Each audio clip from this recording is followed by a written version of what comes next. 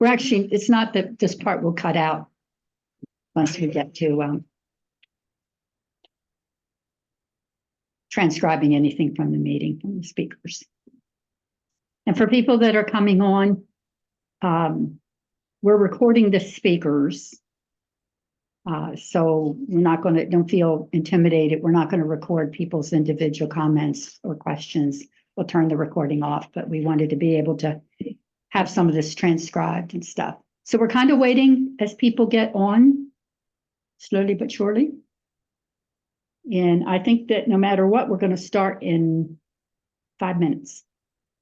And we have some folks that have gathered at the office.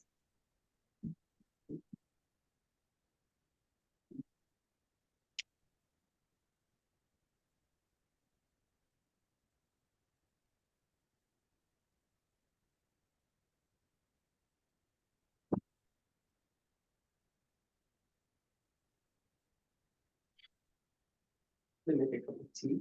Yeah, absolutely. Sorry about that. The tea's right there. That's actually all we have because the people drink coffee. We've got a lot of people out because people either have COVID or traveling problems. And yeah, and there's basically some cups sitting right there and some tea bags of any kind that you want. Hey, Fred.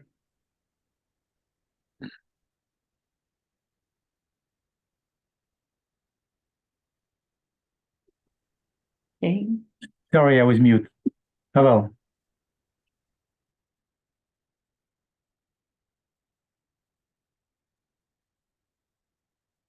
Okay, people are still getting on.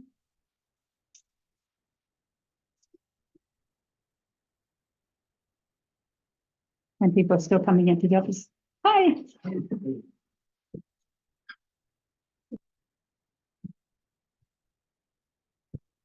We do have like a big screen TV with everybody that's actually on Zoom. You can be seen on the big TV at the same time as those of us in the office.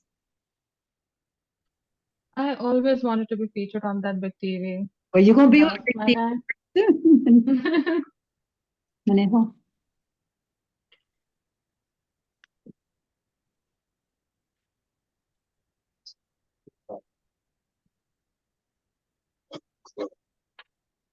Yeah.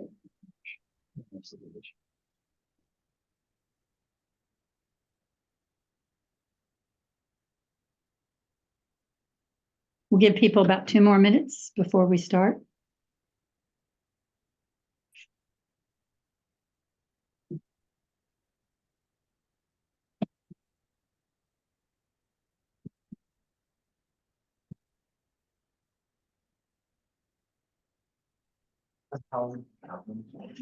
Marshall. Yeah. Dan, Marshall, and Kevin. Calvin. Calvin. Thanks for having us. Oh, no problem. We've got a couple of really good speakers. Okay, it's kind of growing bigger than I thought.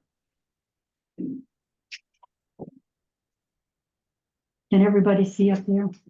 Because then what we'll probably do, something, I will not look at that because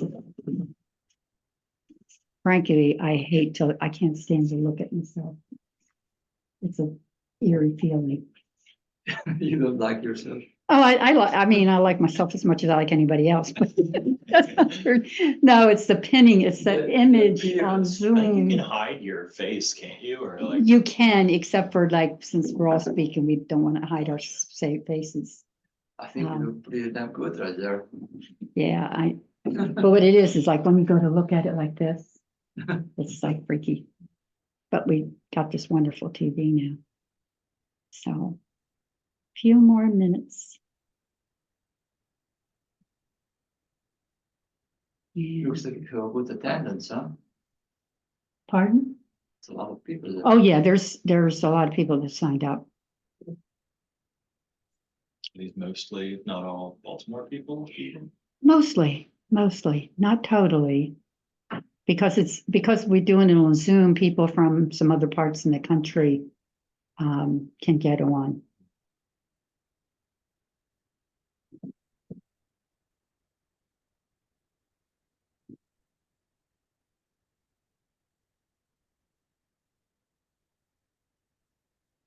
Um,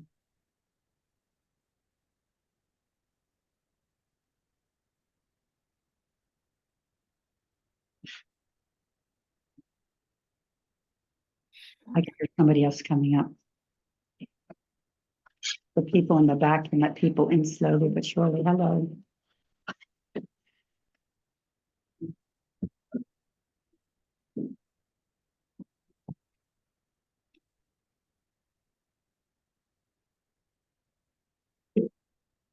Okay.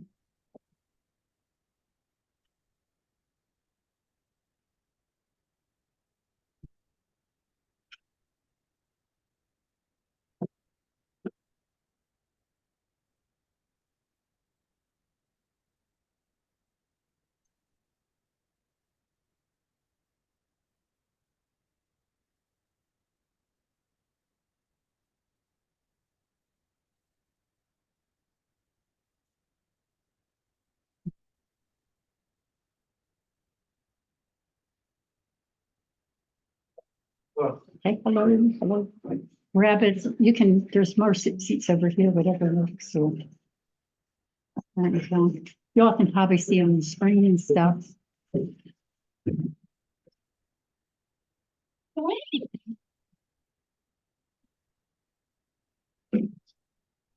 See, Okay.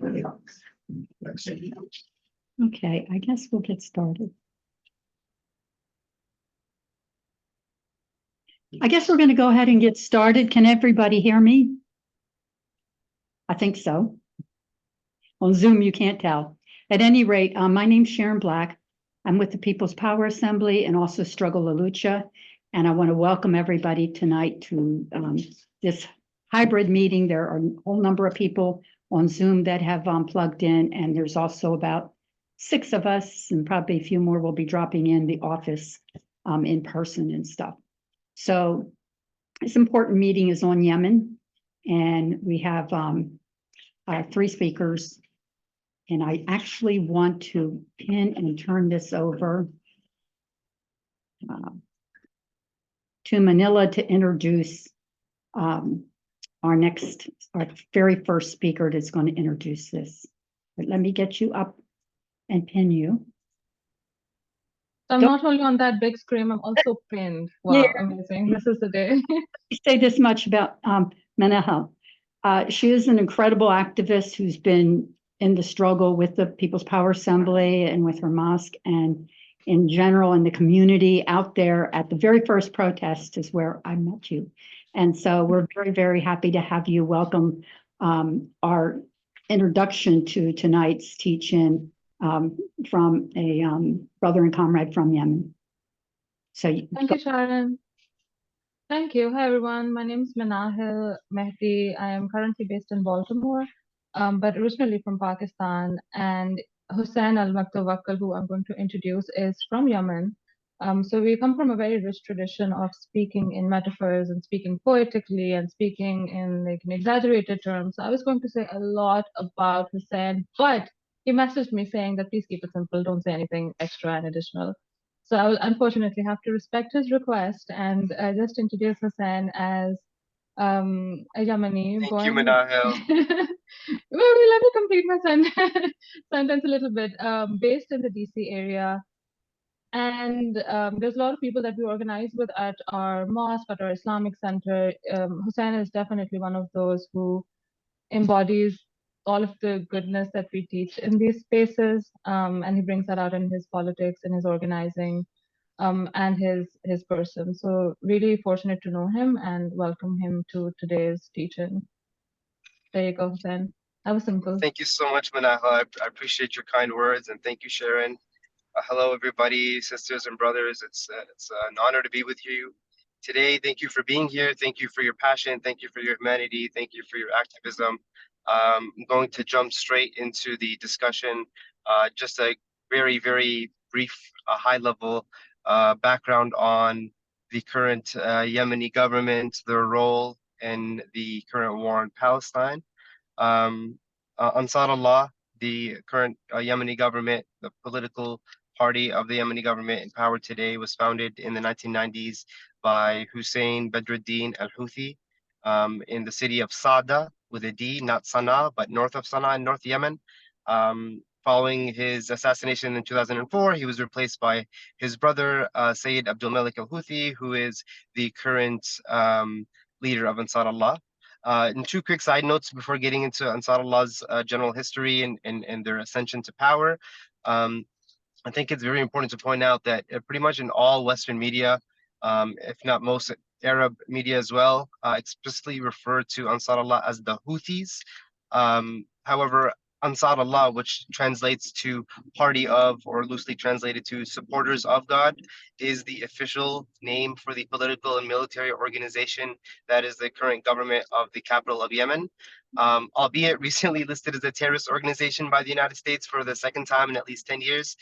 I believe this is an important point to raise awareness on, because calling them the Houthis not only kind of accentuates the talking points of their oppressors, but also reduces and denigrates their liberation movement to a small pocket of the Yemeni society that seems like it belongs to just one family, when it's actually representing the voice and interests and support of the Yemeni people. Ansar Allah is not made up of people entirely from the Houthi family. They represent many of Yemen's tribes. So I just wanted to point that out, that we hopefully from today onwards refer to them as they identify, which is Ansar Allah, Party of God. Ansar Allah rose to power in 2014 in revolution against the government of Ali Abdullah Saleh, who was seen by many Yemenis as a dictator who ruled over Yemen for over 25 to 30 years, a span in which many elements of Yemeni society were really decaying and corrupt. And so there were a lot of community leaders in Yemen that were, I'm sorry, if we could just, I apologize, just mute mics. People on mute. So thank you so much. I apologize about that. So the Houthis really were persistent in holding the government accountable to its shortcomings towards the Yemeni people, who suffered from 3 decades of economic corruption and poor employment rates. Despite all of the natural resources in Yemen, there was a standstill in economic development for what seemed to be forever, and there was so little investment in advancement in infrastructure and education and agriculture. So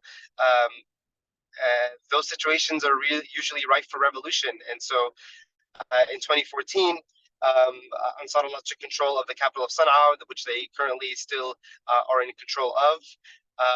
And for the purposes of today's discussion, it's important to raise the point that they also have control over, and I apologize, just to backtrack a little bit, it's significant that they rule over the north of Yemen, because it contains the vast majority of the Yemeni population, therefore the vast majority of the Yemeni interests and the Yemeni voice.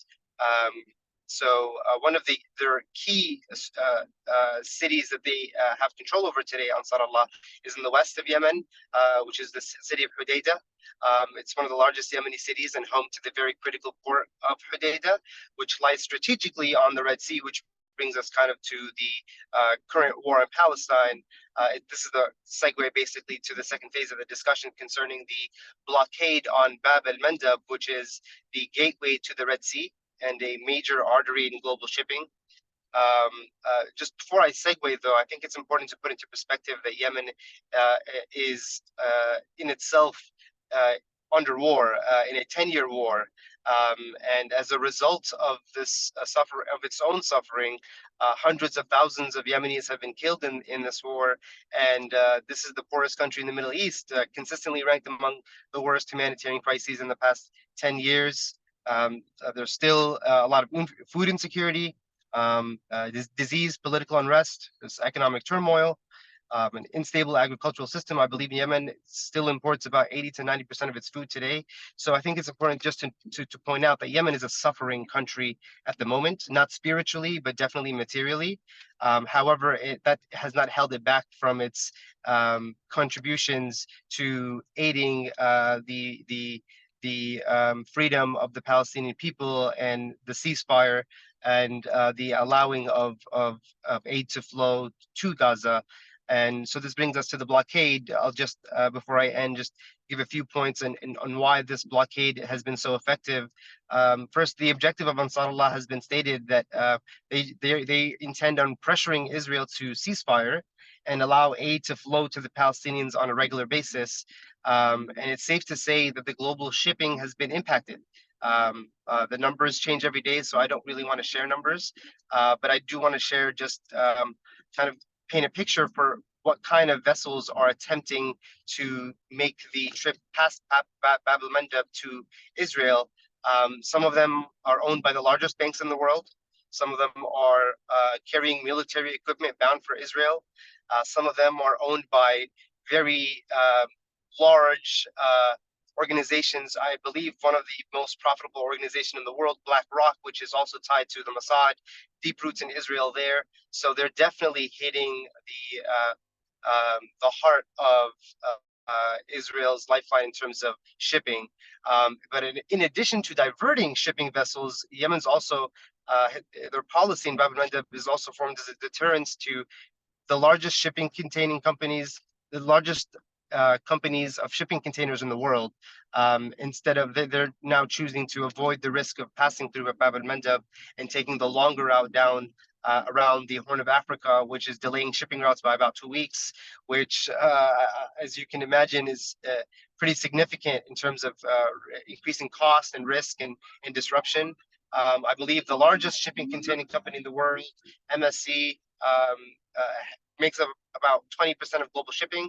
They've announced that they're now going to be taking the longer route. So the blockade is definitely having an impact. I believe anywhere between 20 to 30% is what I've been hearing in the mainstream in terms of decrease in imports in the region.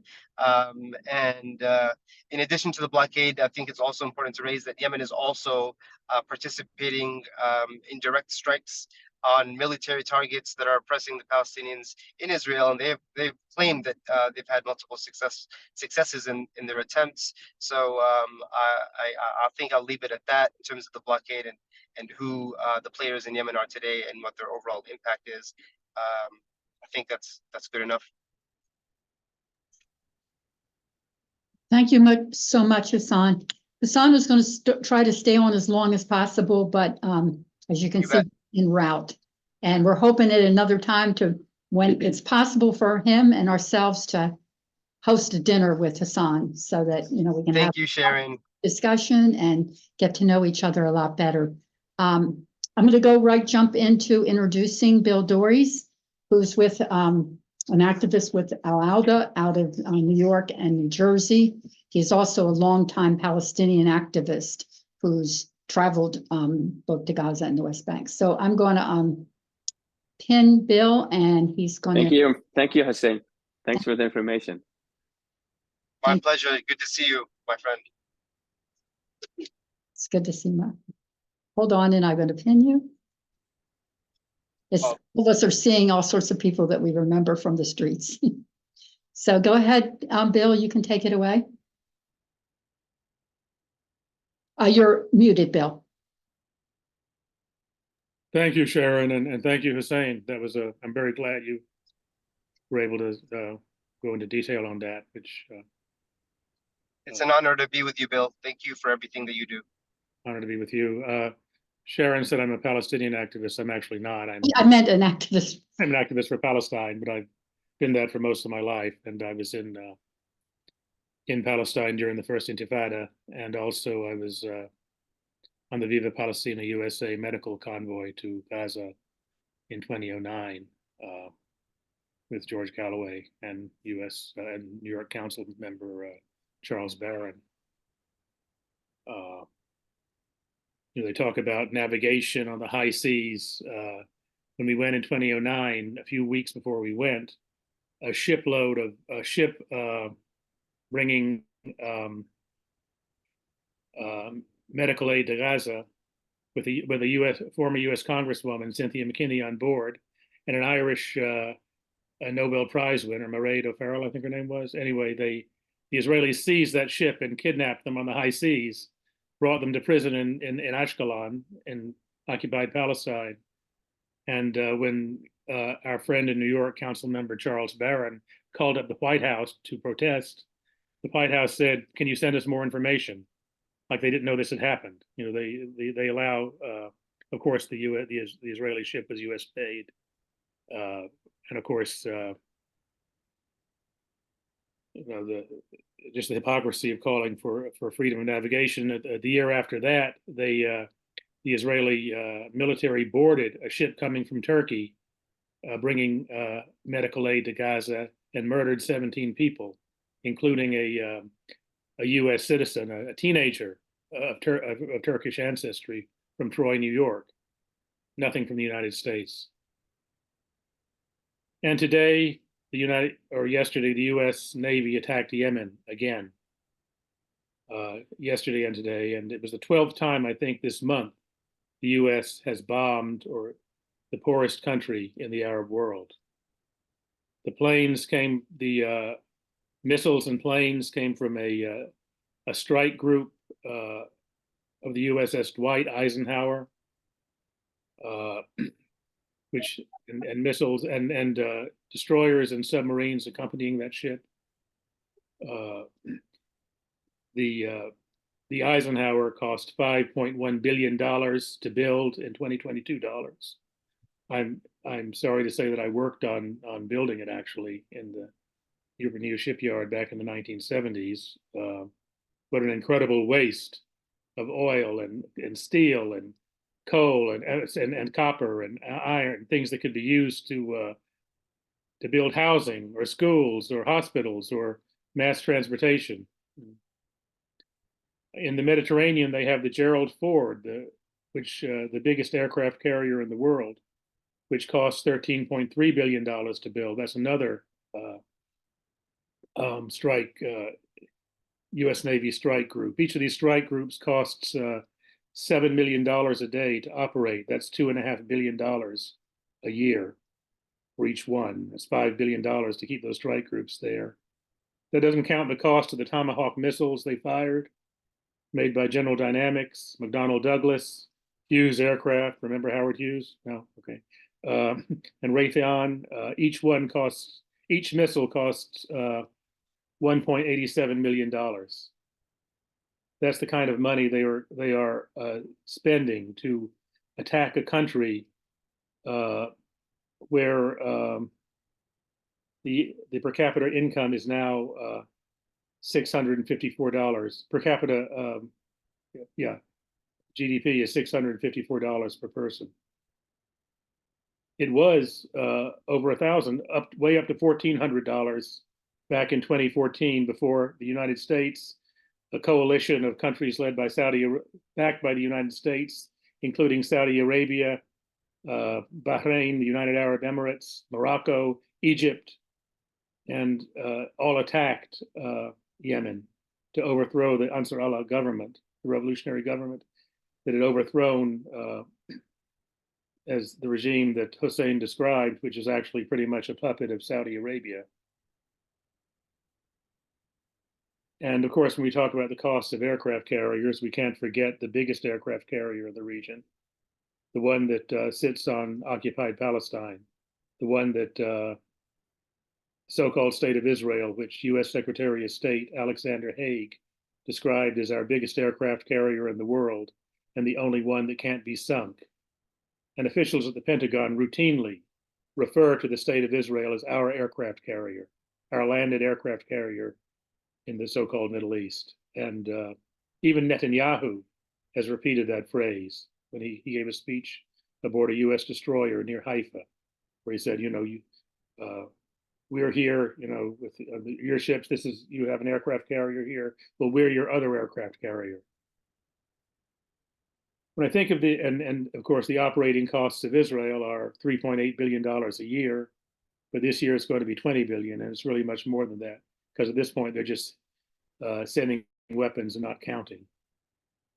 I wonder how much that money could do for a poor town in Georgia called Waycross, where a majority Black small city where 33% of the people live in poverty. That was the home of the 3 reservists, Black reservists, 2 of them women, who were killed by a strike by the Iraqi resistance several days ago. They were supposedly in Jordan, but were actually in Syria, where they have no right to be. And they were there because of the economic draft. And now Biden is talking about retaliating, bombing Iraq and Syria, maybe Iran, in retaliation for the deaths, instead of bringing the troops home and spending that money for human needs right here. How many people know that the U.S. troops even have, the U.S. government even has troops in Jordan or Iraq or Syria? What the hell they're doing there? Well, we know what they're doing there. I mean, the excuse for them being there is allegedly to fight ISIS, but Iran and Syria and Iraq have been doing that. And the United States has bombed the forces, the People's Mobilization Units in Iraq that have actually been leading the fight against ISIS. They murdered General Soleimani of Iran, who was the man who actually supervised the defeat of ISIS. What they're really doing is preventing an oil pipeline being built from Iran to the Mediterranean, blocking the way, and U.S. troops are also occupying Syria's oil fields, preventing the Syrian people from access to their own oil during this cold winter. It's worth mentioning that in Yemen too, most of the oil richest part of the country, I think in Marib, is under Saudi occupation, and that oil is now being plundered by companies like Chevron, who now have to reroute their tankers around South Africa.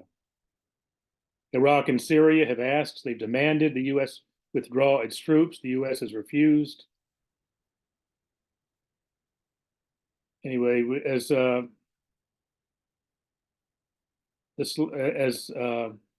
Hussein was saying, the U.S. it was the U.S., the Saudis, and their allies in the Gulf Cooperation Council, which are all monarchies that are propped up by the United States and pay tribute to the United States. They're among the largest, together with Israel, these 5 states who were at war against Yemen, the Saudi Arabia, Bahrain, UAE, Morocco, Egypt, and Oman, I believe, Sudan also, make up more than 60% of the overseas exports of the U.S. arms industry. So this slaughter, as of 2022, when there was a truce brokered by China, at least 377,000 Yemeni people, by United Nations figures, had died in the war. 150,000 died from bombing and shelling. The rest, mostly children, died of disease and hunger caused by the Saudi blockade, carried out by U.S. ships and backed by the U.S. Fifth Fleet, which is based in Bahrain. 17 million of Yemen's people are still at the risk of starvation. Bombs and missiles and the planes that fired them, the ships that starved and blockaded the people of Yemen, are all made in the USA. And now it's the people in Gaza, 500,000 people, who face starvation. Now it's thousands of Palestinian children and their parents who are being blown to bits by US-made bombs and missiles, who are dying from lack of medicine and water. And again, the planes and bombs and missiles and ships are made in the USA, whether it's Saudi markings or Israeli markings. They all come from here, and the money comes back here. The profits from the sale of these weapons of destruction, or in the case of Israel, they're not sold, they're given for free. We still pay the cost. So the people of Yemen, the people in government of Yemen, who have suffered so much, said no. They said if the Palestinian people of Gaza cannot have food and medicine, if they are being bombed, well, we will not allow Israeli ships or ships going to Israel to pass our coast, which, as Hussein said, is their coast happens to be along the Bab el-Mandeb, and this narrow waterway that connects the Indian Ocean to the Red Sea.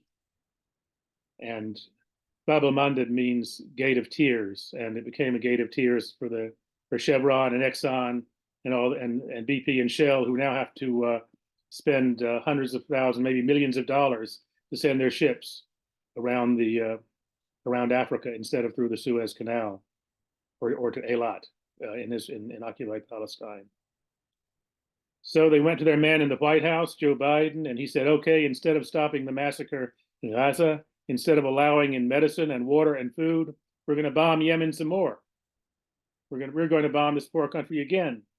And Yemen said, if you're bombing our country, then your ships, your military, both military and commercial, will also be subject to attack. And in the capital of Sana'a and all cities across Yemen, millions of people, I think, took to the streets to stand with Palestine and support their government standing with Palestine, no matter what the cost. Meanwhile, the United States, a couple of days after the International Court of Justice ordered Israel to stop committing acts of genocide, has cut off aid to the UN Works and Relief Agency in Gaza, further helping to starve the people there. To mention the South African action comes that Israel was the only country that openly stood with apartheid South Africa. And now South Africa is standing with the people of Palestine. The US says it's defending freedom of navigation, freedom of trade. Has a bigger lie ever been told? First of all, the only ships being targeted originally were those going to the Zionist, the genocidal settler state in Palestine. But the United States, they blockade Cuba, they sanction Venezuela, they sanction Iran, Eritrea, Russia, North Korea. They blockaded Iraq for 20 years, killing 500,000 children. And Madeleine Albright said it was worth it. It was worth it to the oil companies because it was the war and blockades on Iraq and the sanctions on other oil-producing countries that made the US fracking boom possible and profitable. They seize ships carrying Iranian oil on the high seas. They blow up the pipeline, bringing Russian oil to Germany. They blockaded, as we said, Yemen for 9 years, causing mass starvation. They assisted in the blockade of Gaza. You know, the U.S. Army Corps of Engineers helped. You know, Egypt is joining it. Helped Egypt build a wall down lower enough to block tunnels. And so now they say that who they call the Houthis are threatening free navigation. In fact, and they say Iran. It's all because of Iran. The Palestinian people were resisting Israeli occupation long before the Islamic Republic of Iran existed. They were resisting when the Shah was on the throne, who was a secret ally of Israel.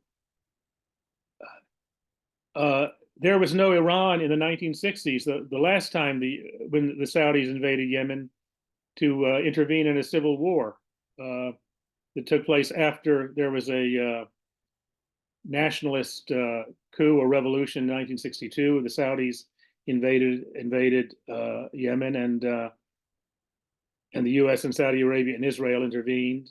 500,000 people died in that civil war. Back then, they were blaming everything on Egypt, on Nasser. Egypt's crime. Nasser in 1952, Gamal Abdel Nasser led a military revolution in Egypt, and they nationalized the Suez Canal, which had been built in the 19th century. Over 1 million Egyptian workers built that canal, and 150,000 died building it. But it was owned by Britain and France, by British and French companies. And so then in 1956, Egypt nationalized it. France, Britain, and Israel invaded Egypt, but they were forced to withdraw, and that's another story. People credit Eisenhower for that, but in fact, it was the role of the Soviet Union, and also because the U.S. was displeased that the U.S. was looking to replace Britain and France in that part of the world as the overlord, and so they didn't want Israel helping them come back. But anyway, Nasser called for the Egyptian Revolution of 1956 was of 1952. I'm sorry, was the first of a series of nationalist revolutions that happened in the Arab world. One of which was in Yemen in '62, in Iraq in '58, and in Syria, and the state of Israel operated as a bludgeon against the nationalist movement in the Arab world. You know, they, to give an example, when in 1967, Israel attacked Egypt and Syria and Jordan, seized the West Bank and the Golan Heights, and they occupied the Sinai. They closed down the Suez Canal. They closed it down for 9 years. And the canal was Egypt's main source of revenue. Egypt's, you know, a huge country. And they also put artillery along the canal, and they leveled the cities on the western bank of the canal in Egypt. They bombed schools, they bombed steel plants, killing workers, bombed schools, killing school children. And when Egypt tried to take the Sinai back, the U.S. began to launch a massive airlift. Israeli Defense Minister Moshe Dayan said, "The shells we fire in the Sinai today come in from the United States in the morning." And Nixon even put the U.S. on nuclear alert. But the ultimate result of that was, of Israel's occupation of Sinai, was the overturning of the nationalist policies of Nasser, and the condition for the U.S. forcing Israel, for the Camp David agreement, the U.S. getting Israel to withdraw from Sinai, was the opening of the Egyptian economy again to U.S. corporations. And but while the canal was closed, the Shah of Iran, who was a U.S. puppet put on the throne by the CIA, financed an oil pipeline from the port of Eilat on the Red Sea in occupied Palestine to the Mediterranean. And while the Suez Canal was closed, the U.S. oil companies were shipping their oil across Israel to the Mediterranean. So anyway, the canal reopened. Egypt caved to the United States. Egypt became a client of the U.S. That was one of Israel's big achievements for the United States. But the whole name of the game is control of this part of the world that is so critical. It both has 60, at least 60% of the world's energy reserves, and they're discovering more, and is also at the crossroads of Asia and Africa and Europe. So, that was originally, Yemen and Palestine both were ancient, had ancient civilizations that were based very much on trade. Yemen, there's incredible ancient architecture going back to ancient times. It was called Saba, the Queen of Sheba in the Bible, was from Yemen. For a couple of hundred years in the early first millennium, it was actually a Jewish kingdom there by conversion. And then people converted to Islam after that. And, but there were some Jewish tribes still there who then the Zionists, in their search, after they created Israel, in their search for cheap labor, they brought them to Palestine. They went to these tribes in the hills and said, "A giant eagle is going to take you to the promised land." And anyway, that's another long story. But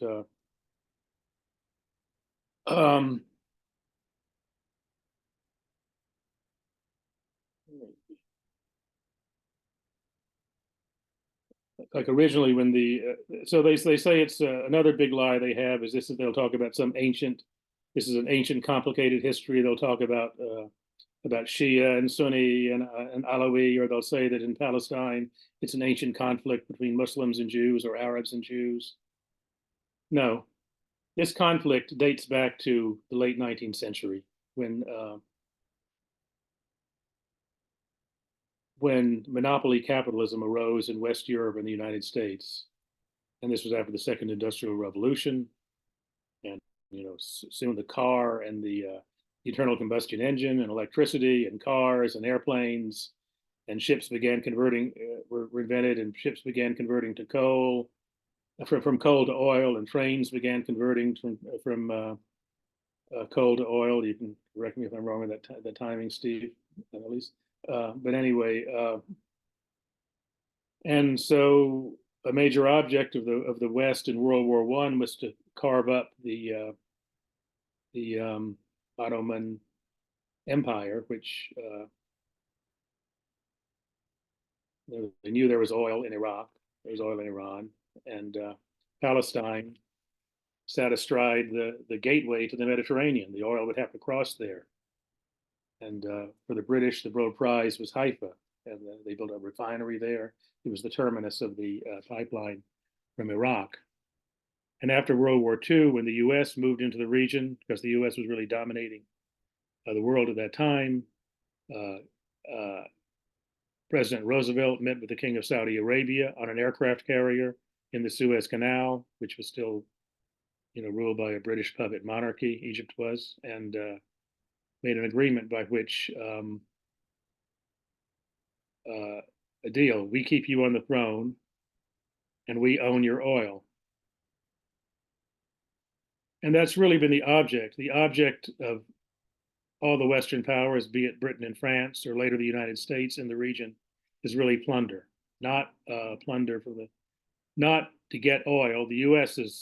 was completely self-sufficient, and the U.S. wasn't importing a drop of oil from the Middle East at that time.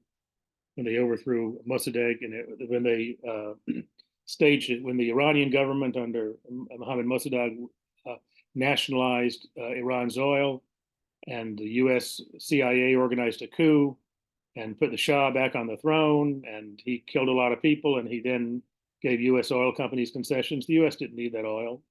It was about the money. It was about the huge profits that keep pouring into Western coffers from that part of the world.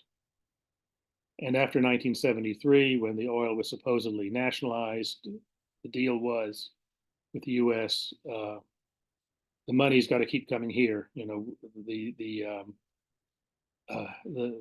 monarchies of the Arabian Peninsula have to, you either buy U.S. arms, and this was true with the Shah of Iran also, or you put your money in Western banks and U.S. banks. It's really tribute, an endless flow of tribute, which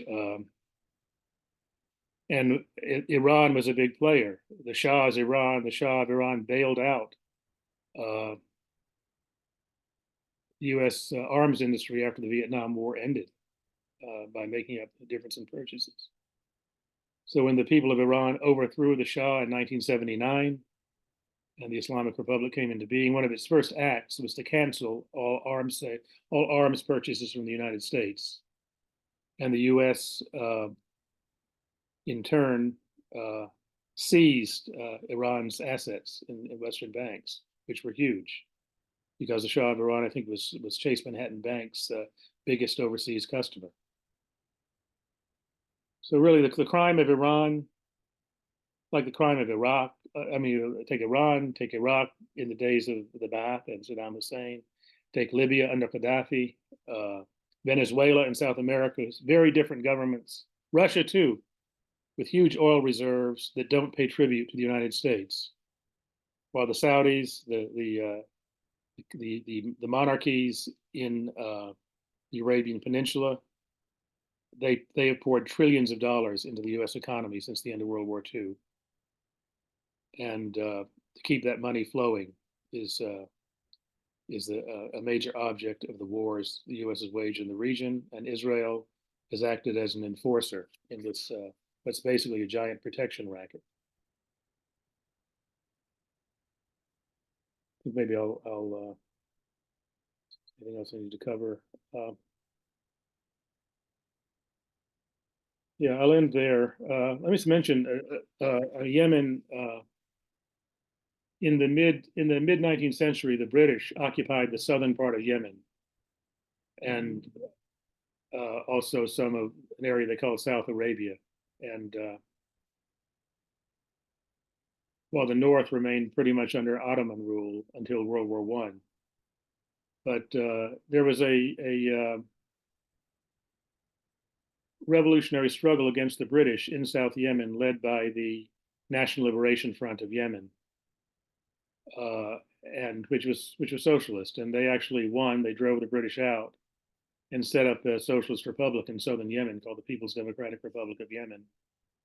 And there were numerous attempts to overthrow that by the United States and Britain, mercenary invasions. And one of them was very bloody. And although the government survived, much of the leadership, the best leaders were killed. And with the fall of the Soviet Union in 1991, southern Yemen collapsed and remerged with the North, which the Saudis were opposed to at the time, and there was another war at that time. But really, we have right now the U.S. Government is spending hundreds of billions of dollars, ultimately, of our money we desperately need to bomb and destroy, for the sole purpose of keeping the United States at the center of the world economy. Yemen, Palestine, keeping all avenues of economic life on this planet leading to Wall Street. And and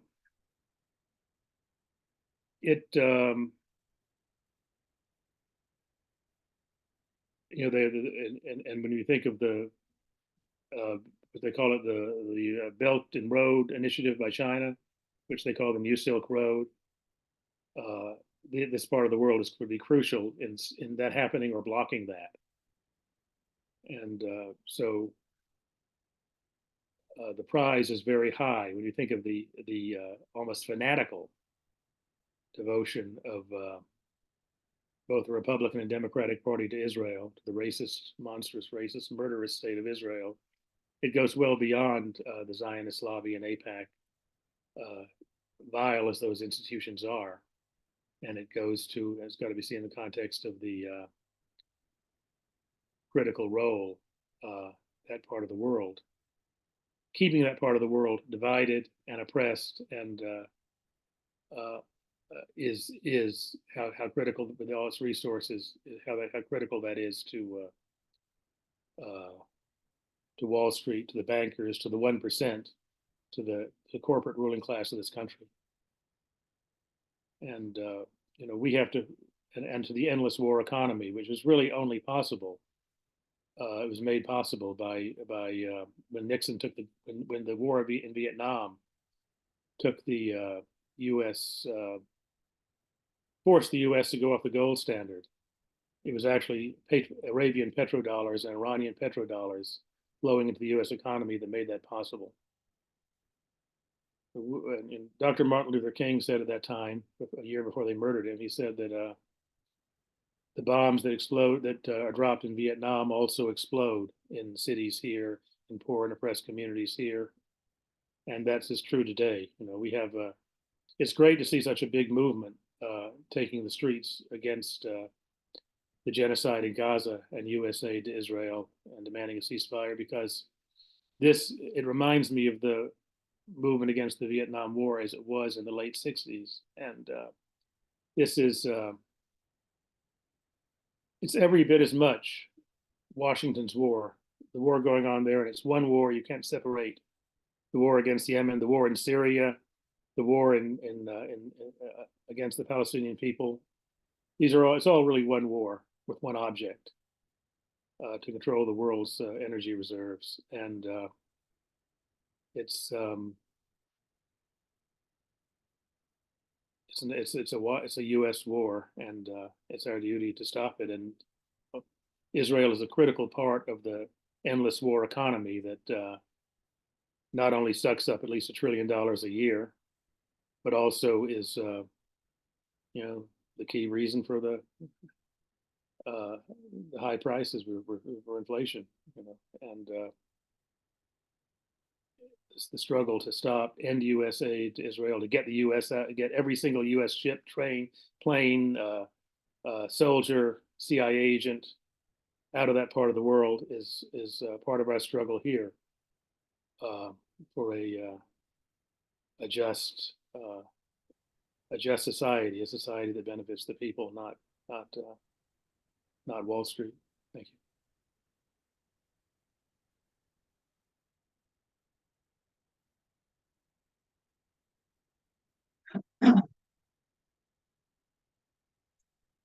Thank you, Bill. And we're going to get ready to open up. I'm going to open up the floor for discussion. We're recording, so I'm going to try to figure out what we can do here.